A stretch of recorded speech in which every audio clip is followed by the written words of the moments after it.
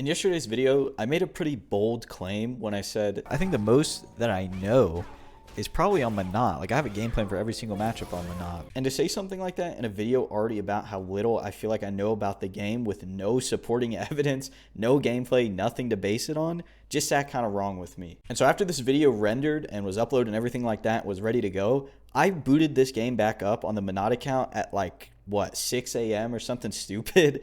And I told myself, if I truly have a game plan for every single matchup, whatever character comes on the screen right now at 5 a.m., I'm sitting here in the dark in my fucking room, whatever character shows up, I'm going to stick to that simple game plan that I know and see if it actually works, if it's actually effective. I'm going to stick to it to a T. I'm not going to worry about all the complicated shit, combos, V-trigger combos, none of that shit. I just want to focus on the game plan and see if I actually do have what it takes and I actually do understand what I'm claiming to. And so today, let's take a look at these games and see if I was just lying to you guys or if I actually understand what I'm talking about.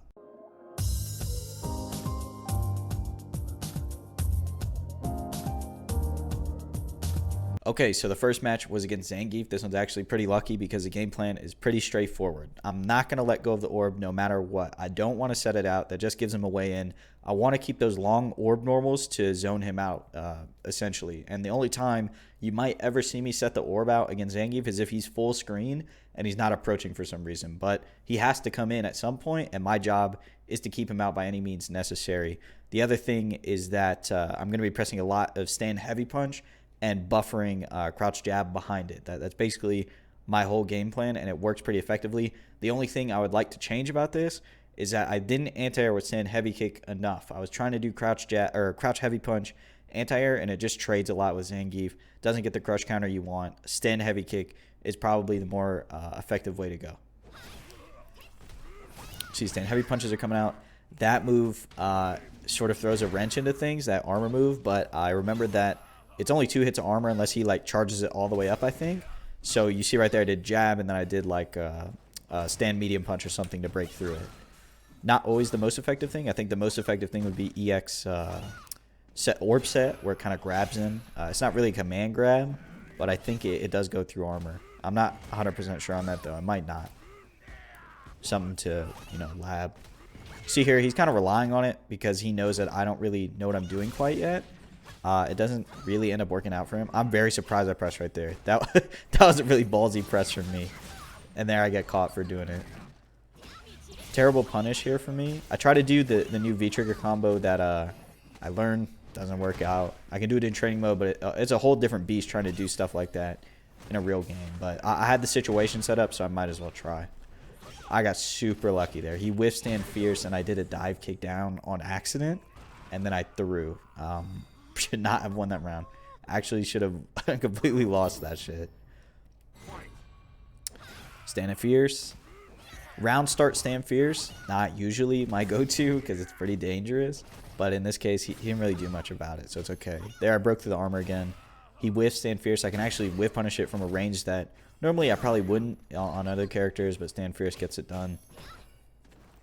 There, I'm checking dashes that don't exist, but it's alright. He got hit.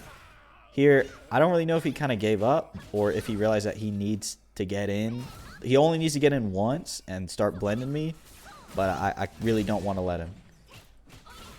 You see, I set the orb out, and it almost, came back to bite me in the ass. So for the next game, I kind of make the adjustment to not do that as much anymore because, like I said, I don't want to, but I did there for some reason.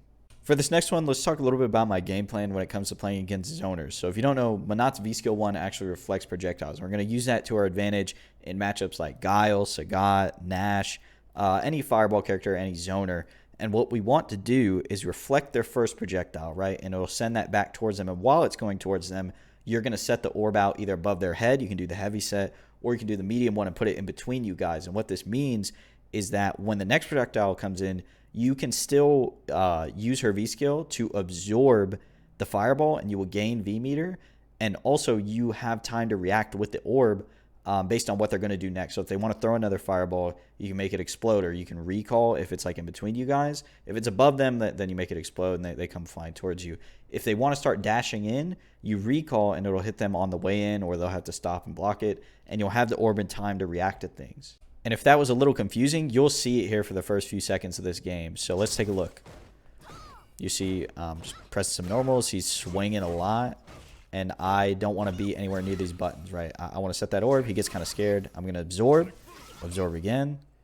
And now he's confused. I'm going to absorb again. And I see he comes in. I'm going to recall. It doesn't hit him. But of course I have the orb now. I can put up a fight.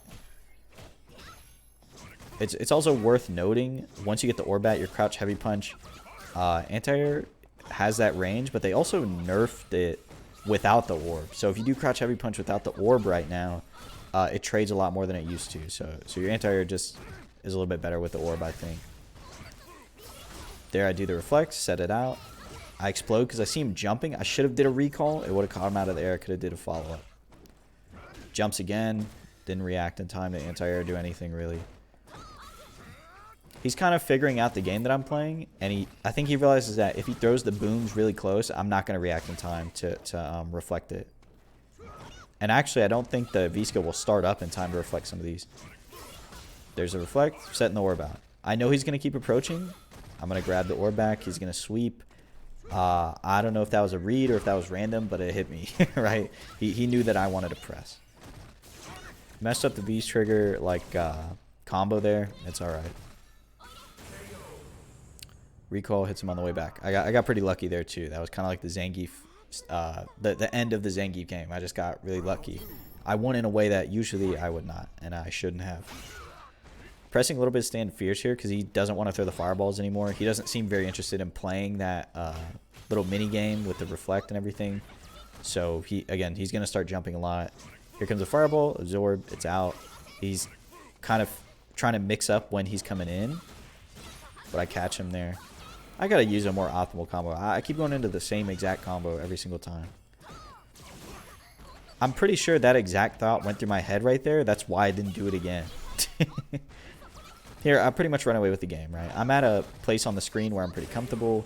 Get the tick throw, and we close it out. I actually had one more matchup that I wanted to talk about. It was Alex. You kind of mix that mentality that you have against Zangief, where you don't want to let go of the orb or the normals, with some other things like preemptive buttons and maybe setting the orb up so he kind of does his little elbow thing, and then you recall, you get a little bit of punish. But the game that I played it was just not too good. Look, I'll just let you take a look for yourself. This is not edited. This is what the game looked like on my screen. He was just kind of moving, like, and like things are rolling back. So it wasn't the most ideal gameplay to show, but I just kind of wanted to talk about the matchup because I think it's not terrible and it's pretty interesting and fun to play sometimes. But yeah, I hope this gave some context to my claim yesterday where I said I feel like I have a good game plan against most matchups on Monot. It's just kind of hard to execute at times because of how you have to play that character. Anyways, if you ended up enjoying this video or any of the ones you might have seen on this channel in the past, please consider subscribing. I'd really appreciate it. And I'll talk to you again soon. Thanks so much.